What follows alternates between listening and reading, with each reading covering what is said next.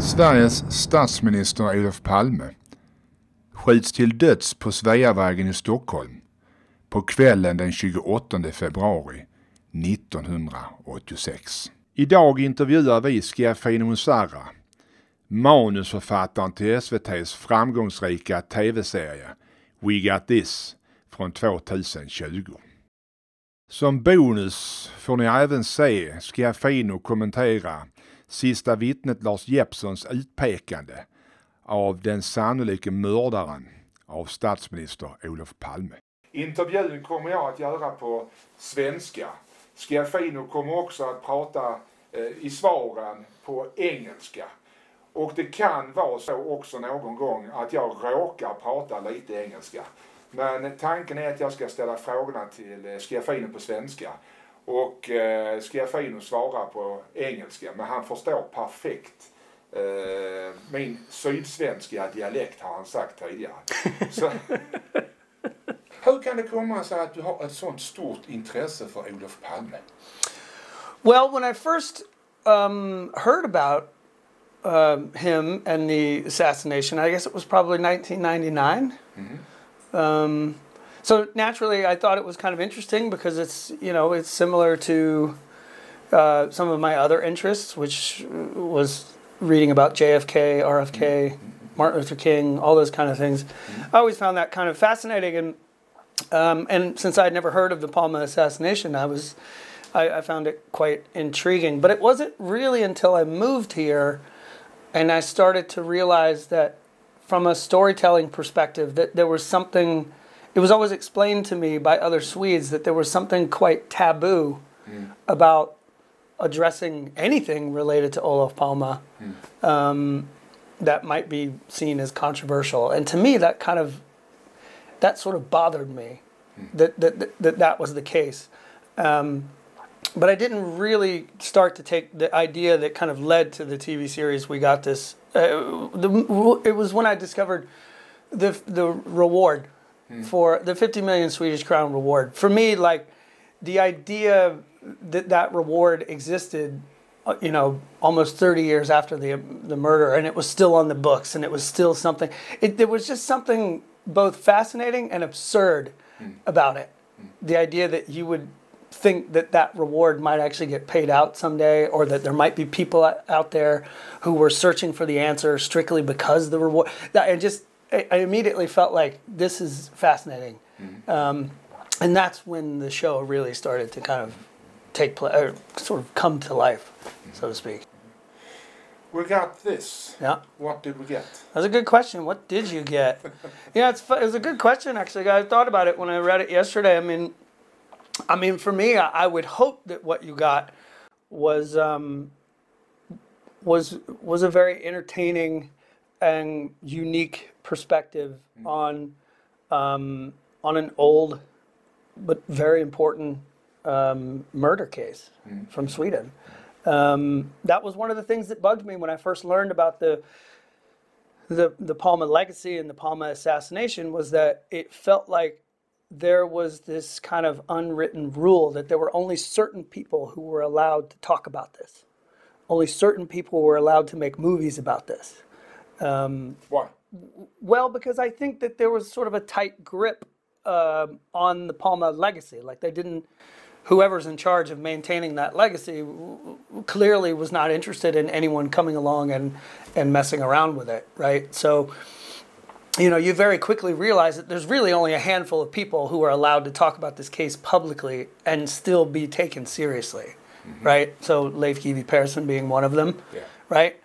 Gunnar Wall appears to be, you know, kind of one of these guys that can still talk about the case publicly and still be considered, you know, a normal person. Everybody else who talks about the case publicly just is labeled a nut job. Maybe some of them are, but maybe some of them aren't, you know what I mean? And I don't know. I just thought that there was something weird about that. So I felt like it would be interesting to sort of offer my perspective. It was a great opportunity to sort of present what I see as sort of a Swedish-American culture clash, right? Okay. Yeah, where, you know, Swedes are, in a very general way, known for kind of following the rules, believing in the people who are above them. Like, we'll trust the politics. There's a lot of trust in the people who are kind of running things. Like, well, there must be smart people working on this. We'll let them take care of it.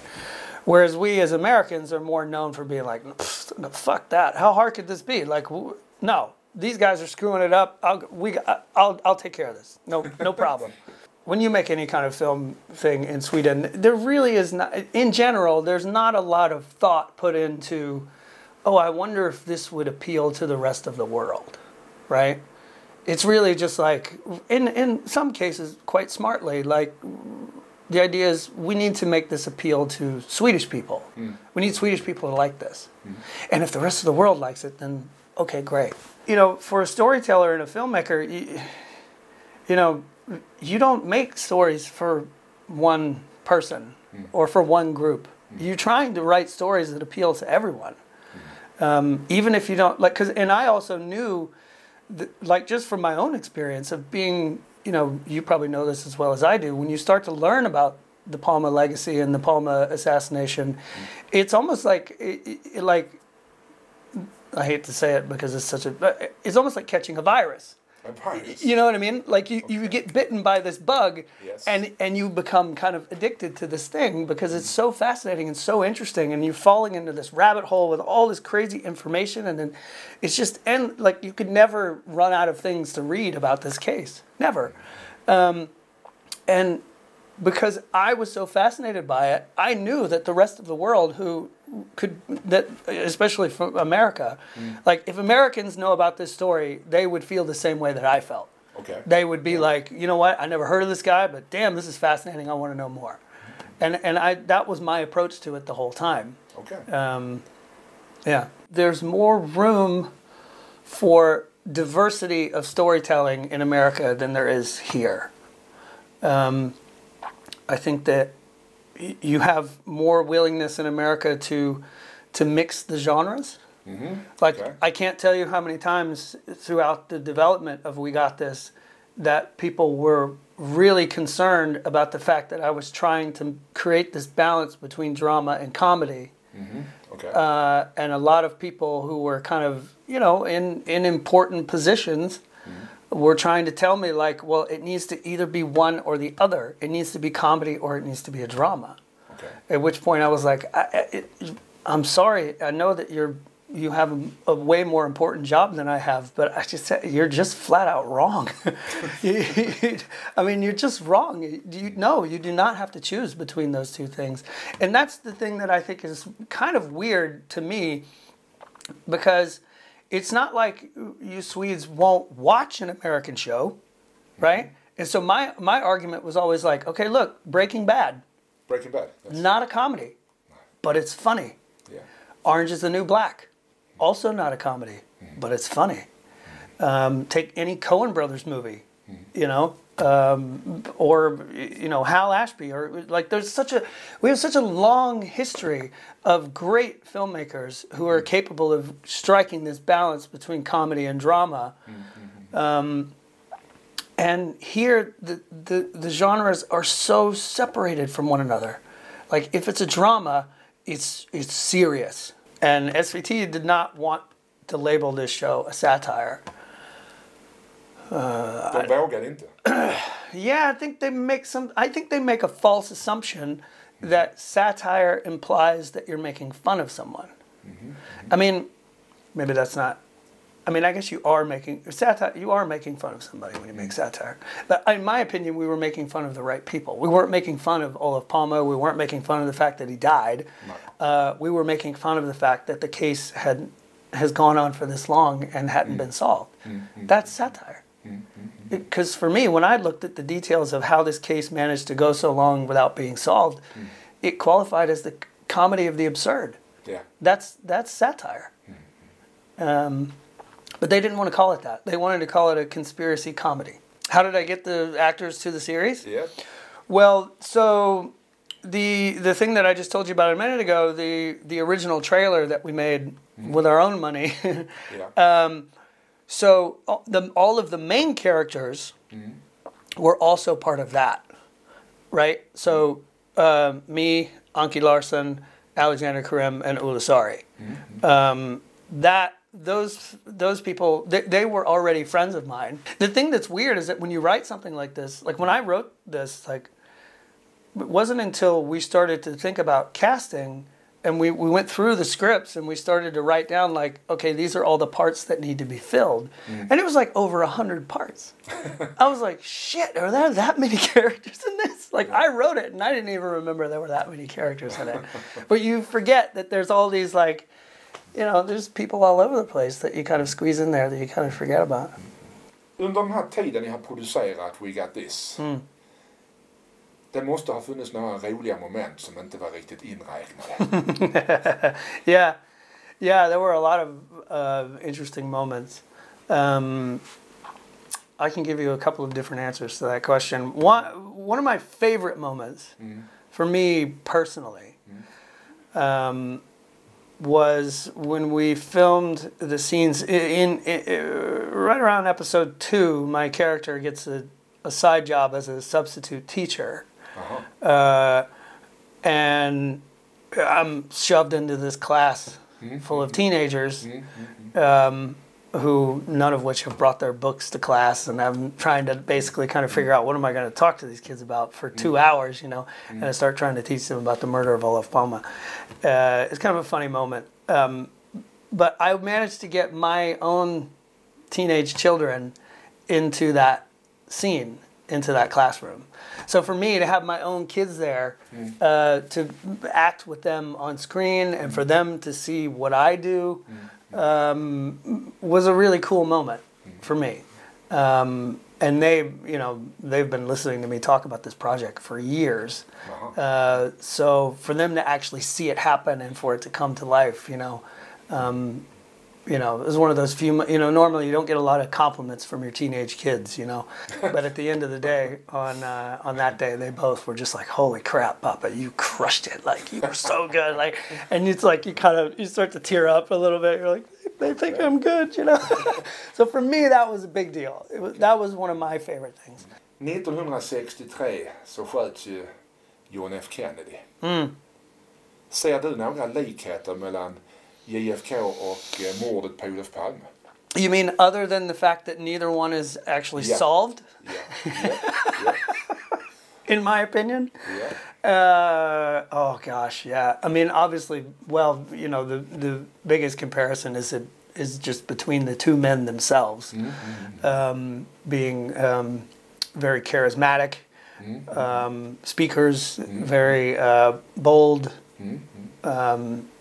sort of daring type leaders.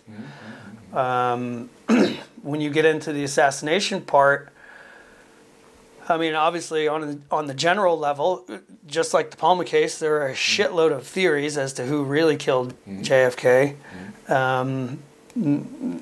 Some similarities such as the assumption that there was perhaps maybe more than one shooter.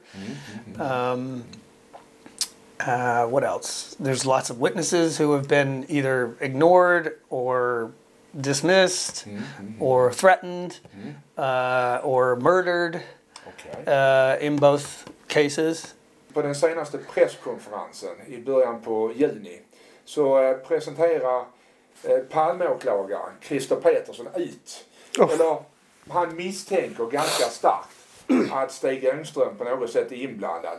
Han har inte mycket på fötterna för att kunna gå till åtal och få en dom som binder Stig Engström. Men däremot så påstår Christer Petersson att han har tillräckligt mycket för att kunna anhålla och häkta Stig Engström om han hade varit i livet idag.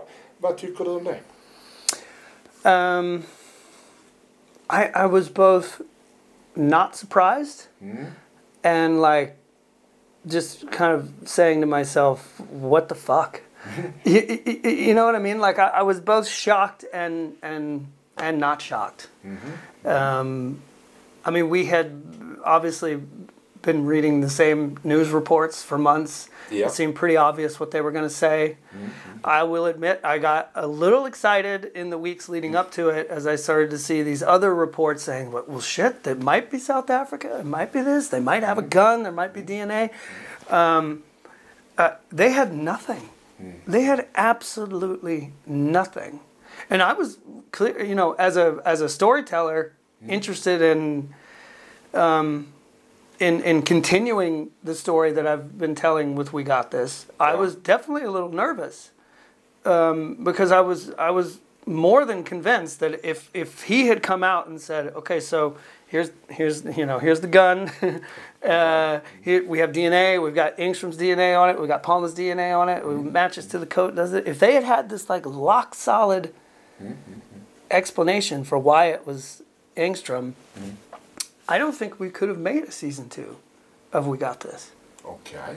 I really don't. I think SVT probably would have taken the position of saying, you know, look, they clearly, I mean, they solved the case. It would be wrong to come back and continue to make fun of this case. Ja, just det. Given the fact that they have clearly solved it. But I don't think anyone thinks that now. No. So my feeling when it was all over was what an awful day for Sweden, but what a great day for me. Yes. As a storyteller. And I don't say that, I do not say that lightly, to be clear. Like I actually felt a little guilty that things worked out so well for the chances of me being able to keep telling this story. Because I do think that it's really quite sad. This is what people paid for 34 years. Yeah. And now that it's over, you want how much money for all the files in the Palmer room? You want 1 million crowns for the entire... I'm like, that was one of the things that pissed me off the most. What was it, like 2 or 3 days later, they're like, well, you know, theoretically, if you get copies of all the files from the Palmer room, it'll cost you 1 million crowns. I was like, you motherfuckers. You have got to be kidding me. So yeah, I had a lot of emotions that day. I was, you know, because I'm not Swedish, obviously, but I got sucked into this case just like the rest of you guys did. And for the same reasons. Because it just, what I read just felt wrong. There's something wrong here. Lars Jeppsson, som nu är den person som står nere på Tunnelgatan. Den personen som är sist i raden av att kunna se vem det är som har sprungit från mordplatsen där Olof Palme blev skjuten och ner till Tunnelgatan. Han har ju också varit med i din film här nu i We Got This, Lars Jeppsson. How cool was that? We got Jeppsson in the show. I was so excited about that. I'm so curious to know how people who really follow the case. I guess most Swedes probably saw him pop up in the show and were like, who's that guy? You know what I mean? But people who are like obsessed with the case, they would be like, holy shit, Jeppsson's in the show. Vi har en grej här som Schiaffino inte riktigt är medveten om. Men den 28 februari 2020 så gjorde jag och den som är ägare till Podden Palmemordet, Dan Hörning. Vi gjorde en liten utredning, en bildkonfrontation med Lars Jeppsson. Och under den kvällen, den 28 februari 2020, så visade vi 14 bilder på personer som eventuellt skulle kunna ha sprungit förbi Lars Jeppsson. Lars Jeppsson har, eller rättare sagt så här, den filmen vi kommer att visa nu för Schiaffino, som han får se den första gången idag. Den kommer jag visa på stor bild här bakom mig. Samtidigt så kommer Schiaffino att titta på varje bild som Lars Jeppsson också tittar på. Och sen vill vi avsluta med en intressant diskussion med Schiaffino. Vem som på bilderna, eller bilden som vi kommer till, kan ha varit den som sprang förbi Lars Jeppsson. Och är det så att det är någonting ovanligt i de här bilderna som Lars Jeppsson tycker kan vara av intresse, så kommer Schiaffino också att få kommentera det. Idag sitter vi Dan Hörning, Thomas Gjutarenäfve som jag och Lars Jeppsson. Lars ska få se på 14 stycken bilder. Ni tittare kommer inte få se de här bilderna. Men däremot så kommer vi att bli uppmärksammade på om det är någon av de här bilderna som är mer lik någon annan som springer förbi Lars Jeppsson på Tunnelgatan den 28 februari 1986. Jag har 14 bilder framför mig, ni får inte se dem. Men här kommer vi strax att låta Lars bläddra. De bilder han känner igen som han tycker är intressanta kommer han att lägga till vänster. Och de bilder som han inte känner igen från kvällen den 28 februari kommer han att lägga till höger. Jag ber Lars titta på bilderna och sen så håller du bilderna mot dig.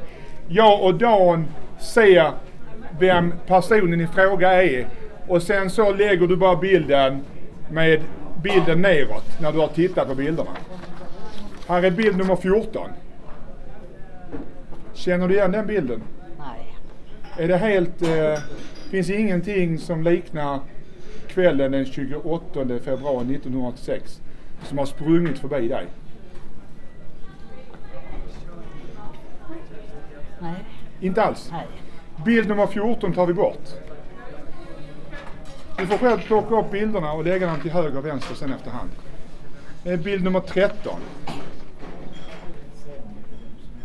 Jag och Dan ser bilderna.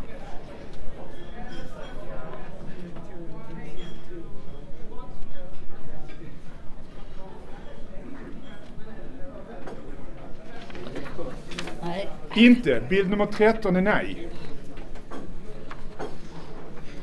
Nu har vi bild nummer 12. Du får gärna hålla upp den för dig själv så att du ser den. Titta om det är någon rygg eller käkparti eller haka eller någonting som kan vara likt.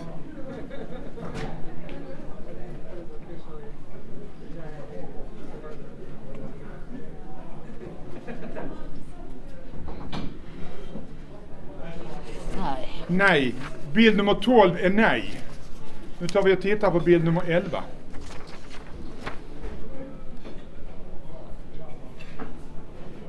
Det räcker att du tycker att det är lite likt och så kan du lägga till vänster. Är det inte lite likt eller någonting så till höger.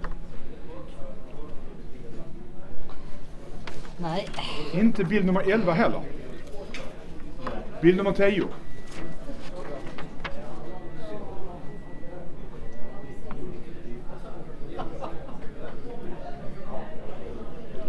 Nej. Bild nummer 10 är nej. Bild nummer 9.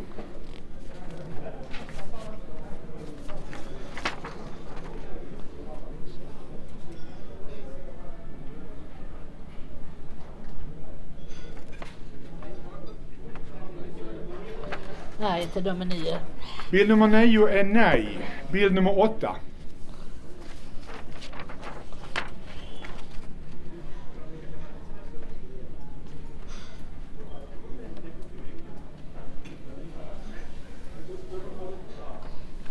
Nej. Bild nummer 8 är nej. Bild nummer 7.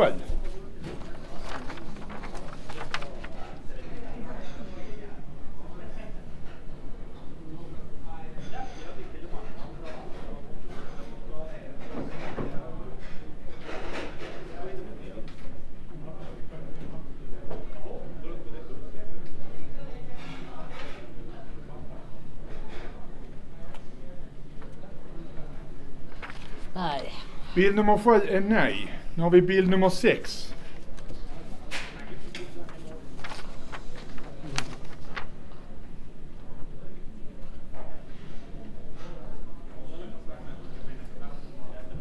Lite likt eller inte likt alls? Ja, det kanske. Kanske, lägg den till höger. Då har vi ett kanske på bild nummer 6. Och nu har vi bild nummer 5.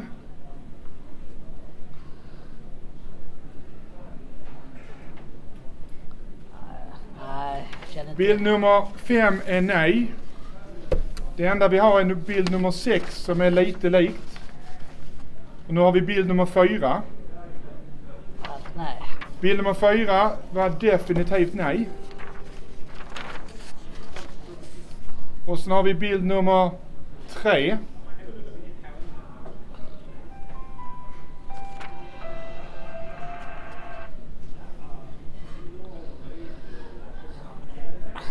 Ja, kanske. Kanske, då har vi ett kanske till på bild nummer 3. Vi har 2 bilder som är kanske, bild nummer 3 och bild nummer 6. Och nu har vi bild nummer 2. Nej. Nej, svaret är nej på bild nummer 2. Nu har vi bild nummer 1 kvar. Bild nummer 1 har vi kvar. Just nu har vi 2 bilder som är kanske. Och vi har sista bilden här, bild nummer 1, som vi får ett utlåtande av Lars strax.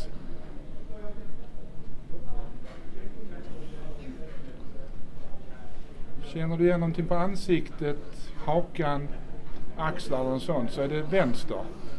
Annars är det höger och ett nej. Nej. Nej. Då har vi 2 bilder här framför oss. Och det är bild nummer 6 och bild nummer 3 som Lars har pekat på. Som är den tänkbara personen som springer framför honom på Tunnelgatan den 28 februari 1986. Vill du titta på bägge 2 bilderna igen och eventuellt behålla en eller bägge? Varsågod Lars. Först börjar vi med bild nummer 3.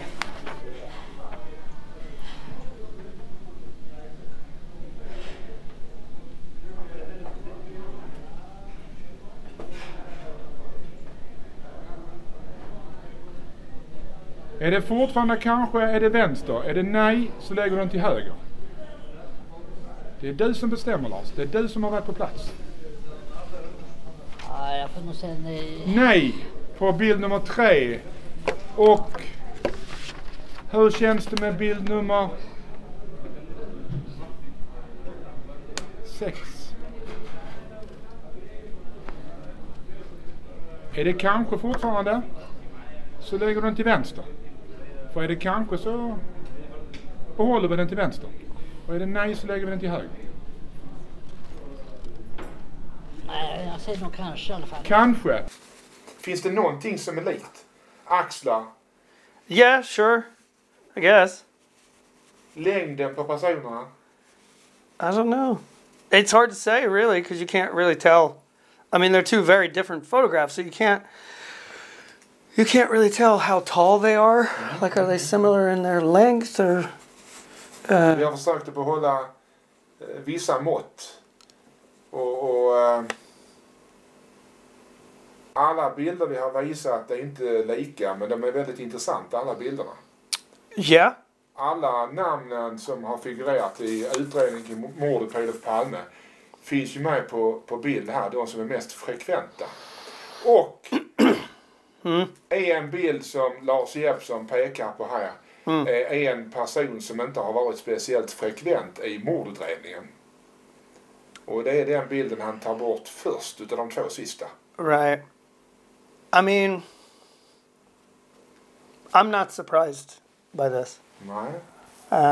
And I'm not, how can I say this? I'm not surprised by the photograph that he picked out, not necessarily because of who it is, but because of what is in the photograph and where the photograph came from. Kan du utveckla det? Well, I don't know if it reveals, doesn't it feel like it kind of spoils? Maybe I just say it, and if you don't, I won't say the name, but I'll say what I think, why I'm not surprised by it. Yeah. If you feel like that's too revealing, you can edit it out. Because this photograph is clearly from one of the reenactments. And, you know, so it makes sense that the person in this photograph being dressed the way he was dressed the night of the murder. En av bilderna. Yeah, so it doesn't, I mean, and also it just completely gives away your game if I keep going with my explanation. But it's like, I mean, clearly this person was a person that was connected to the case, who was, at least in some part, concerned due to the fact that he was dressed in a similar way to how they were saying the shooter was dressed. So if you're showing a photograph from one of the reenactments and he's again wearing something that is similar to what the killer supposedly wore, you know, yeah, it doesn't surprise me that Jeppsson would pick that one out. Okay. Schiaffino har fått se 14 bilder nu. Lars Jeppsson har pekat ut 2 bilder i slutet. Varav ett foto på en av de här herrarna, för det är herrar vi pratar om, lite fundersamt kan man väl säga. Eller överraskande. Ja. I can say that there were other pictures that I was really hoping he was going to say yes to. Ja, du tycker det? Yeah, there were other ones that I was like, oh, come on, say yes, say yes. But yeah, I've always been curious, like how much he really saw that night. I mean, what a crazy night that must have been to be anywhere near that corner when that whole thing went down. And everybody who was there that night, because it's a Friday night, and it's also the first day of sportlov, everybody happens to be shit-faced, as you are, on a Friday. And it's payday. Everybody in Sweden's completely hammered on payday. In a way, it's a good night to kill somebody. It's like everybody's an unreliable witness on a Friday night. So, ja, det gäller nog ganska många. Och kanske just där på den platsen. Yeah. You probably couldn't have found a sober person on that corner that night. The Christer Pettersson thing I always thought was stupid. I never even took the Skandiamannen thing seriously at all. When they announced that, I was like, Jesus, like, I mean, we didn't even talk about him and We Got This at all. Because the idea, so many coincidences need to be true in order for Stig Engström to be the shooter. Okay. And it just feels, the only way that Stig Engström makes sense to me as a shooter is if it is actually a conspiracy. Like he was the guy they wanted to pull the trigger and he's working with a larger group.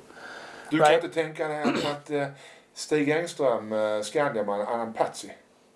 But possibly. I think he's you know, it's weird when you think about it. It's like, in one way, he's a terrible... If you were... Okay, let's say you're a group of people and you want to assassinate the Prime Minister of Sweden. Yeah. Stig Engström is, in one way, is a horrible choice to be the shooter. Because the guy clearly couldn't keep his mouth shut. In one way, he's a perfect guy to shoot Palme. But you'd kind of have to kill him soon thereafter. Just to shut him up. He does not strike me as the kind of guy who could have kept the secret, I don't think. Det finns en annan kille i det här som heter Viktor Gunnarsson, 33-åringen. Han blev ju skjuten i en stad som du har bott i tidigare. I USA. Yeah, I mean the Gunnarsson part of the story is I've always found really, really fascinating.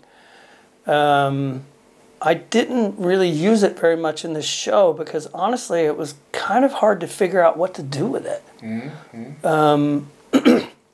But the fact that he moved to the States and himself winds up, you know, naked with his hands tied behind his back with duct tape and 2 bullets in the back of his head. It's a pretty interesting thing to have happened to someone who was once a suspect in one of the biggest assassinations in world history. So but I can't. Gunnarsson's it's hard to wrap your head around Gunnarsson, I think. It is really hard because there's so many conflicting stories about him. You know, is he just a loudmouth who likes to brag? He seemed to like to pretend that he was working for the Americans. But did he do that because he was, or was he trying to pick up chicks? Like he was certainly quite the ladies' man. Somehow I just feel like he's not involved. Okay. Is kind of based on everything that I read. I have a hard time imagining that he's the guy. But that being said, his ultimate fate of winding up with 2 bullets in the back of his head kind of makes you feel like shit. Maybe he is involved. You know what I mean? It's like that was actually the hardest part about writing the show is that there's so many. Så många delar. So many details within all of the specific theories that it's like, no wonder the case never got solved. You know what I mean? Om vi nu återgår till Christer Pettersson. Om vi nu säger att det är så många delar i det hela. Det spretar. Varför tror du att Christer Petersson lägger ner hela utredningen kring mordet på Olof Palme? That's a good question. I think, well, I can start by saying that I think it's the right thing to do. Okay. I think it was a good idea to close the case. Okay. I do not think that they were ever going to properly solve this case. And his announcement is pretty much evidence of that, because they did not properly close this case. I honestly think that the initial Palme group, Hans Holmeyer, and also, you know, Hans Olverbrück, all that whole time period, I think they, within 2 to 3 years of this investigation after 1986, I think probably somewhere in there this case was basically unsolvable, even all the way back then. Okay. Based on all the mistakes that they made, how badly they fucked this thing up, how they were so convinced, you know, they locked in on a theory and just pushed everything out. They never really looked as deeply as they should have into, you know, these baseball league cops. They never really took the South Africa theory seriously until they had to, you know, until Eugene de Kock suddenly came out and was like, oh yeah, Craig Williamson killed. It wasn't until then that they actually had to get on a plane and go to South Africa and interview these guys. So I think I agree that it was the right thing to do to close the case, but I think it was a huge mistake. And also kind of, I would even say that I think it's actually immoral from a police investigation perspective to point out someone who can't defend themselves. They had no murder weapon, they had no motive, they had no idea of his movements that night. They even admitted that in the press conference. But you want me to think that it's Stig Engström based on the fact that you know nothing? Other than the fact that he changed his story? Lots of people changed their story related to this case. And it's pretty common that when any witness to a tragic event, or even just not even such a... You could have 10 people witness a car accident, and those 10 people will give you 10 different descriptions of what happened. Så brukar det vara. Yeah. Because it's like something that happens like that, it affects you in a different way, and it comes out in a different way, depending on who you are and how you saw it. I'm not one of these people that thinks Elizabeth Palme is involved in the actual assassination of her husband, but her statement changed a lot. Her first statement was that there was more than one shooter. The first guy she pointed out was, what's his face, Björkman. You know, and then it's Christer Pettersson. And so, okay, you're going to say Stig Engström changed his statements, but she changed hers. He's a liar, she's not. You see what I mean? It doesn't make, like, the way that, and also just the way that they decided, like, oh, this person's a reliable witness, but this person isn't. Right? So the witnesses who especially who referred to the various walkie-talkie men who were on Sveavägen that night. I mean, it took a long time for that story to come out. And all the people who reported that were thought of as, well, he's a drug addict. Yeah. Or he was drunk. Newsflash, everybody was fucking drunk on Sveavägen that night. Right? Lars Jeppsson was coming home from a bar. Was he not? Två porter, tror jag han sa. But he's coming home from a bar. Everybody's a fucking unreliable witness that night. And yet you pick and choose the ones that you want based on the theory that you wanted to push. That's the mistake that they made from the beginning, I think. I think they really felt like they had something solid with Victor Gunnarsson. He was nearby.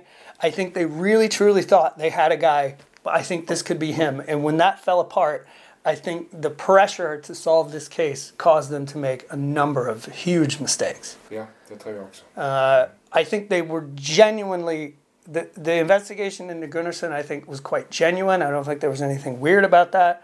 I think they were following up a legit lead. And when it fell apart, they were like, what the fuck do we do now? And that's where it all started to go south. Och sen hittar man Christer Pettersson. Yeah. Yeah. Yeah. What, Och sen hittar man Stig Engström. yeah. Yeah. Om vi återgår till din film. Var det någonting i den här historien som du inte fick lov att visa? Någonting som... Things that I wasn't allowed to do? Ja. God, that's a long list. Är det en lång lista? Yeah. Long list. Är den specifik? Well, I can tell you that. So the original versions of the script, I had written into the script Craig Williamson. Jaha, okej. Sydafrika. The woman who comes into the show, her name, she's a character called Mindy Vandegraff. That's Craig Williamson. It was supposed to be Craig Williamson. But SVT said, we're genuinely concerned that Williamson may do something if you. I don't think they were so worried that he would. I actually think they were genuine. Like they really thought that he might be capable of having me killed if I used his real name in the. Which I was like, I'm not worried about that. So why are you worried about that? Anyway, so they asked me to change his name from Craig Williamson. So my first shot, I changed it to William Craigson. Kom det in den här med AIDS? Well, I first learned about the AIDS theory after reading about Lars Krantz, the former SVT guy, who kind of eventually came onto that theory. And I also had a conversation with a guy who has been investigating the case for quite a long time. And he was I think he was the first one to tell me about it. And I thought it was to me, that again fell under the category of comedy of the absurd. The idea that anyone would fake their own death is kind of crazy. And then throw on top of that you're the prime minister of a country. That's pretty unlikely. And then throw on top of that the reason you did it is because you got AIDS and you didn't want anybody to find out. It was just like, what? Jag har ju läst den här boken också som vi pratar om. Så att, mycket intressant. Alltså jättebra. Det är mycket fakta men det är mycket som jag tycker kan vara lite mycket fiction. Yes. Och sen fick du den idén att lägga in det här. Var detta liksom improviserat på själva inspelningsplatsen? Det här med AIDSen? The AIDS scene? Ja. Eller fanns det med i manus från början? So I can say I was actually a little disappointed with the way that scene, not with how it turned out, but more what's missing from that scene. Okay. Because the initial version of that scene, first of all, it got moved from episode 1 to episode 2. It was supposed to be in episode 1, and it was supposed to be the first time that the audience would be introduced to all of the most popular theories, right? So right now the scene plays out where spoiler alert, it's me and him on the bus, and I ask him randomly, like, who do you think killed Olof Palmes? And he says Chris Pedersen. Of course. Which I know was probably hard for you to say. Yeah, you probably don't believe very that was true acting. And the way that scene was supposed to play out was that I was supposed to get up. Well, originally I'd written for it to take place on the train, but that was too complicated to film on the train. Okay. So anyway, we wound up renting our own bus. But the idea was that I was supposed to get up and walk around the train and so who do you think did it? And then we were eventually from everyone on the train. We were supposed to get all of I think it was the baseball league cops. They were Nazis. Like, I think it was South Africa. I think it was this. I think it was that. Oh, interesting. And then you get to the old lady and be like, hey, lady, who do you think? Oh, no, he faked his own death. You know what I mean? So the idea was to introduce all of the kind of main theories and then add the really crazy one at the end. Intressant. Yeah, so that was one of the scenes that I was a little disappointed of how it turned out, but... det kom ju inte med heller. Det var mycket som togs bort, om jag har förstått rätt, när man pratar om baseballligan. Yeah. Man går från Christer till AIDS. Alltså, Yeah. och där fanns ju lite grann emellan där som plockades bort. Yeah. Som kanske tog bort lite grann av din tanke där kanske. Yeah, the whole point of the scene was to introduce the audience to the different theories. Just det. Om vi nu tänker lite framåt då. Kommer det att bli en säsong 2? We hope so.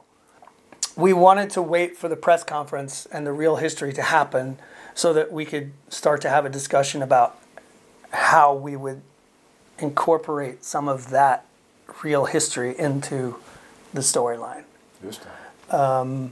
We had already decided this, you know, I have had this idea of the case closing suddenly has been a backup plan for me since I came up with this idea. Okay. Like I came up with this idea over 7 years ago. And I've always been terrified that what if the case closes before I have a chance to make this thing? Du hade tur nu. So I've had this idea of how to deal with that kind of in my back pocket the whole time. Okay. And luckily I didn't have to use it in season 1. And the idea, I mean, I have to say, what are the chances? Considering how long it took them to close the case, plus how long it took me to make the show, what are the chances that the final episode airs 3 days before they close the case? Helt otroligt. How the hell does that happen? Skitsnyggt. I mean, it's like, it was in shock. And it led to people like, suddenly I had like TV4 called me and asked me to come on their morning show to talk about the case, like as some kind of Palma expert. And I was like, on the phone, I was like, are you sure? Did someone cancel? Like, why are you calling me? Like, it was a very bizarre situation to be in all of a sudden, to be thought of as like the Palma guy. The Palma. But I don't feel qualified to be that. There are far more knowledgeable privat spawners that should be called in to do that kind of stuff. Men då kommer vi till nästa fråga som är ganska viktig. Har du fått några tips på vägen som handlar om mordet på Olof Palme? Har du fått några riktigt, riktigt bra tips av någon som inte har kommit ut i media? Yeah. Well, I had received, you know, a few before I made the show, but I've started to probably get more of it since the show came out. I had a guy who sent me a handwritten letter with some ideas. He had written some of his own ideas about what happened with the murder, and he also started giving me suggestions for what he thinks I should do in season 2, which was really funny. Almost like fan fiction, so to speak. I do have this one guy who called me up, very disturbed dude, who claims to have psychic powers, and he knows this. That was actually right before they closed the case. It was like 3 or 4 days before they closed the case, and he called me and said, I know who did it because I have psychic powers, and if you can help me, like, we could change the world. I was like, I don't know. It's like, you know that I'm an actor and a writer. I'm not really trying to solve the Palme case. And I'm pretty sure that your psychic abilities is not, that's kind of something that's a little hard to prove. Like, you know what I mean? That's not as good as finding the murder weapon. Yeah. So yeah, a little bit. I've gotten a few tips here and there. Nothing worth following up on though. Ja, så du kommer inte följa upp det i alla fall? Nej. De här tipsen. Ja, det kan jag förstå. Om vi tittar framåt då. När kommer säsong 2 att börja filmas? Right. So here's the goal is, so right now we've been asked to write the synopsis. We will turn that in August. Hopefully by the end of August. The goal is that SVT will say, yes, please. Okay. We will pay you to start writing the scripts. In which case, if we are so fortunate to have them say that, we will spend probably the entire fall and winter writing the scripts. Okay. Fingers crossed.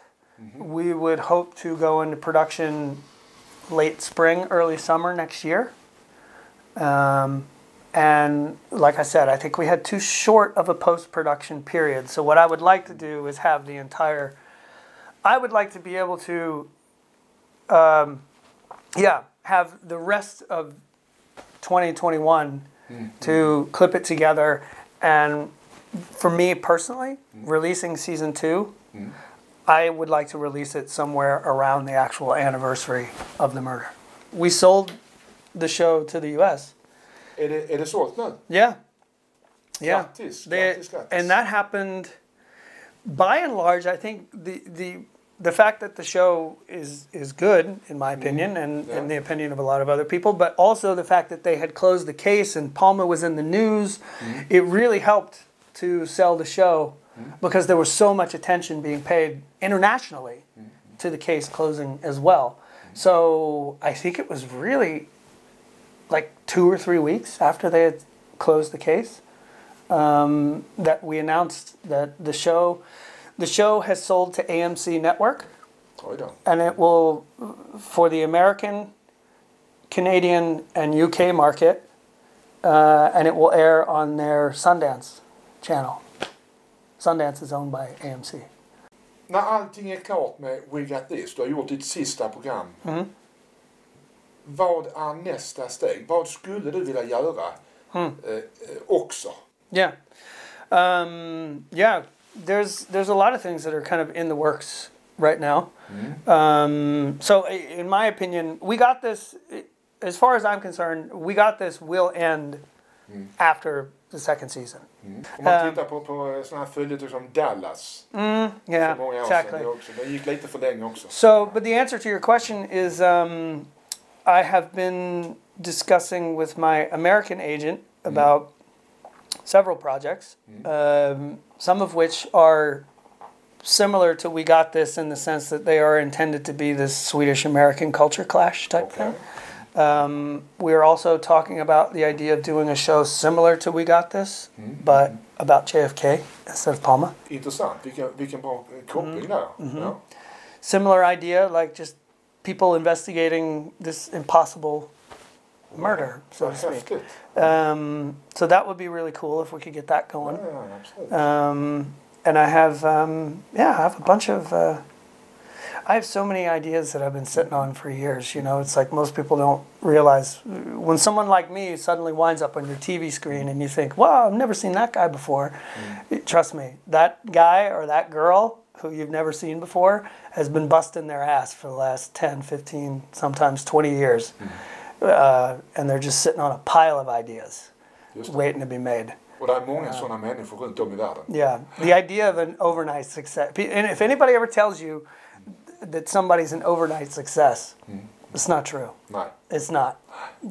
For that person, it didn't feel like an overnight situation. It's been going on for a while. Allt sånt här är hårt arbete. That's hard work. Och med de orden så vill vi tacka Schiaffino Musarra för den här trevliga intervjun, och jag hoppas att vi får en chans att intervjua honom även före eller efter säsong 2 av We Got This eller något annat intressant. Och med de orden så tillbaka till studion. Tack så mycket. Tack själv. Tack. Tack Sverige.